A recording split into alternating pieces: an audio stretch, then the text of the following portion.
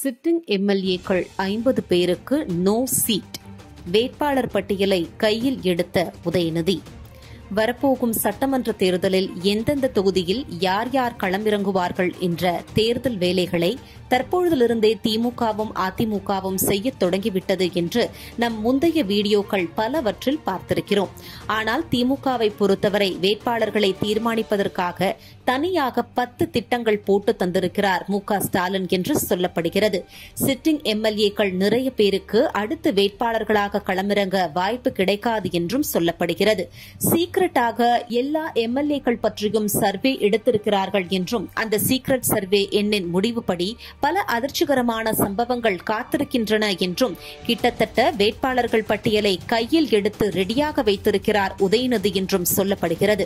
அந்த சீக்ரெட் சர்வேயில் என்ன இருக்கிறது, எந்தெந்த எம்எல்ஏக்களுக்கு சீட் கிடைக்காது என்பதையும் இந்த வீடியோவில் பார்க்கலாம். 10 திட்டங்களில் முதலாவது திட்டமாக சொல்லப்படுவது மிஷன் 200.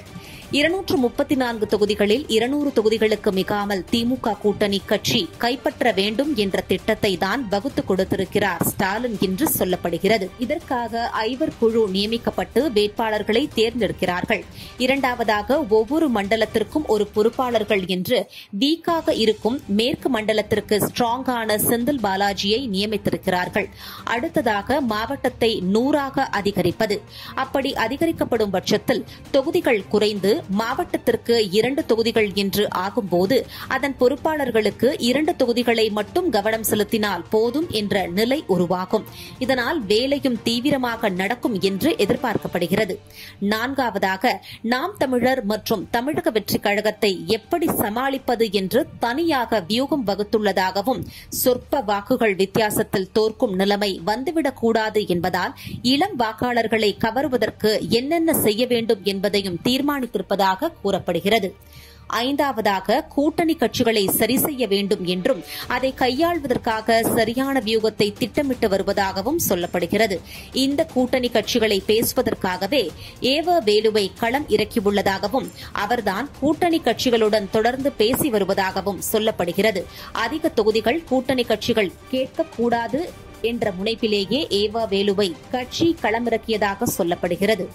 6ஆவதாக தமிழக அரசியலில் செயல்படும் முக்கியமான டிபார்ட்மெண்ட்டுகளுக்கு அதிக டார்கெட் கொடுக்கப்பட்டுள்ளதாக சொல்லப்படுகிறது. வளமான டிபார்ட்மெண்ட்களாக கருதப்படும் டாஸ்மாக், மணல் குவாரி ஆகிய டிபார்ட்மெண்ட்டுகளுக்கு டார்கெட் அதிகமாக கொடுத்தால்தான் தேர்தல்களை சமாளிக்க முடியும் என்பதால் இந்த ஆதிகாலத்து வியூகம் செயல்பட்டு வருகிறது.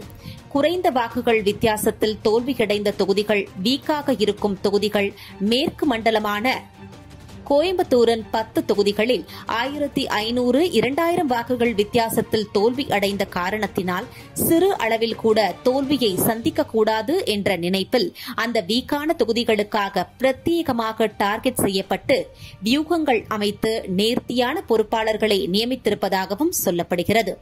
8ஆவதாக மிக முக்கியமான ரகசிய சர்வேவின் தற்பொழுது உள்ள சிட்டிங் எம்எல்ஏக்களின் நடவடிக்கை குறித்தும் அவர்கள் மேல் மக்களுக்கு இருக்கும் அபிமானம் குறித்தும் இந்த 4 ஆண்டுகளில் நடந்தவை குறித்தும் சர்வே ரிப்போர்ட்டாக கொடுக்கப்பட்டிருக்கிறது.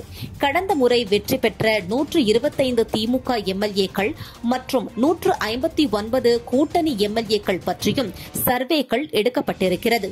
திமுகவின் எம்எல்ஏக்களான 125 பேரில் 50 எம்எல்ஏக்களின் நடவடிக்கை மிக மோசமாக இருப்பதாக ஆளுங்கட்சிக்கு தொடர்புடைய நிறுவனத்தின் சர்வே குறிப்புகள் மேலிடத்திற்கு தகவல் கொடுத்திருக்கிறது. அந்த 50 பேருக்கும் அடுத்து வரப்போகும் தேர்தலில் வாய்ப்புகள் கிடைப்பது மிகவும் குறைவு என்று சொல்லப்படுகிறது.